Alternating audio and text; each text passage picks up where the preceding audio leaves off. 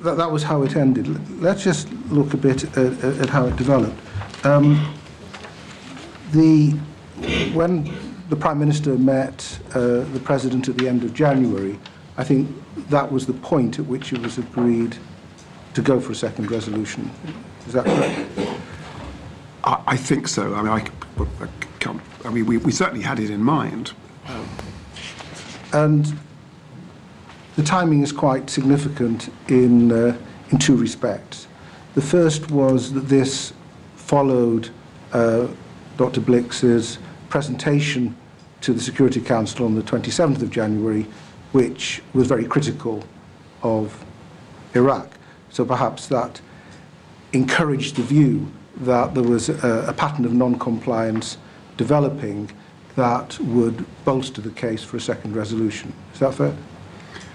Yes, well, I mean, just to take us back a bit, as I said just before the break, Sir Lawrence, my feeling was that we might be seeing this beginning of compliance, and what I was hoping for by the 27th of January was Dr. Blix saying, we're getting cooperation on process, which he did say, but we're also getting cooperation on substance.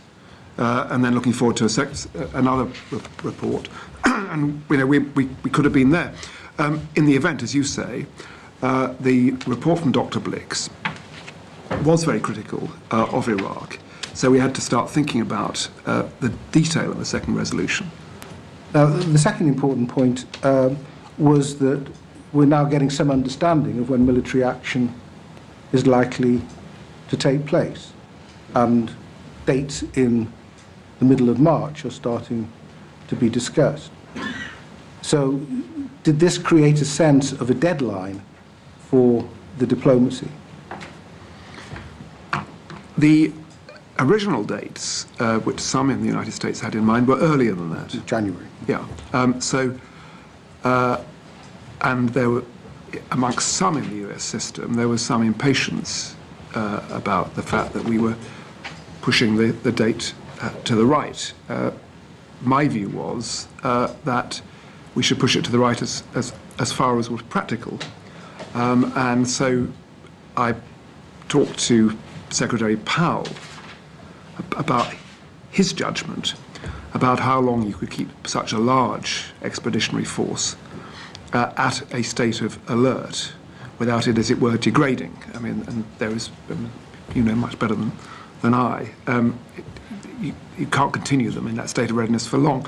But the advice which I got, as well as from our own people, but it was crucial to get his take on what the United States felt, was late March, early April.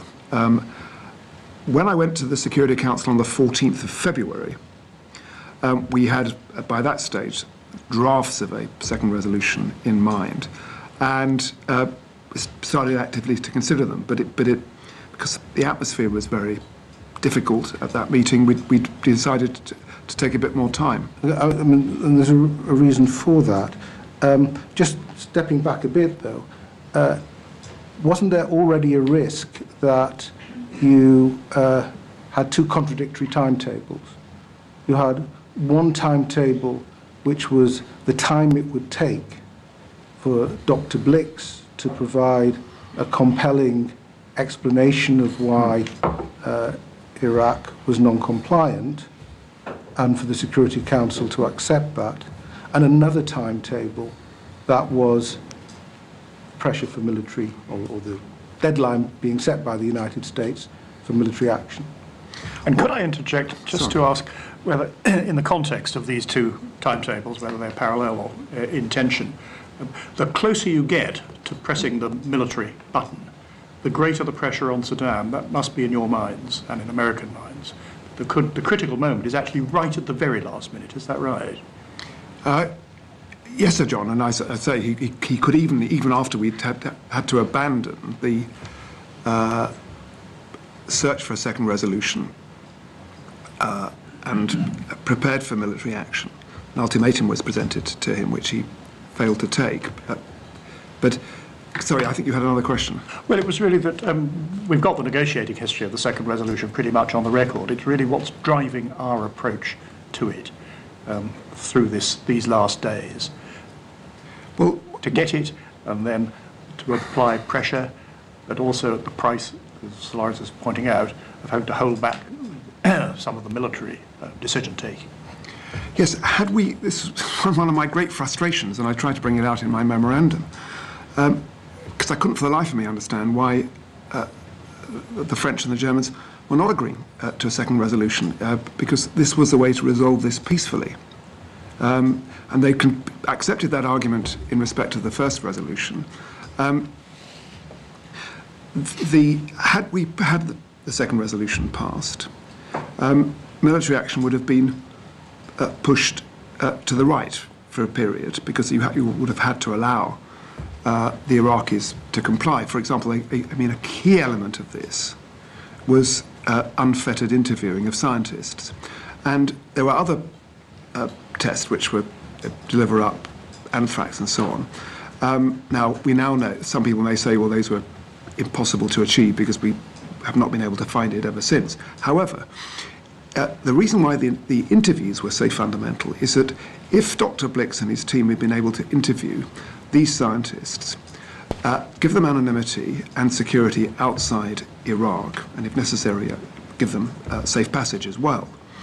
And the results of these interviews had been to say, well, as it happens, we think the whole of the programme has been degraded.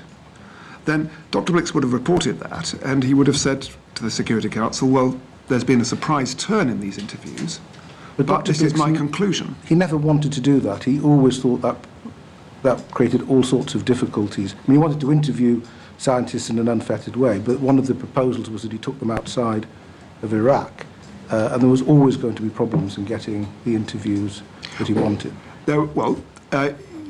He didn't. If I may say so, he never said that to me, and I had a lot of conversations with him. And if I may say so, Sir Lawrence, there are some of those who were involved who sought to give an account of what they were saying at the time without gloss.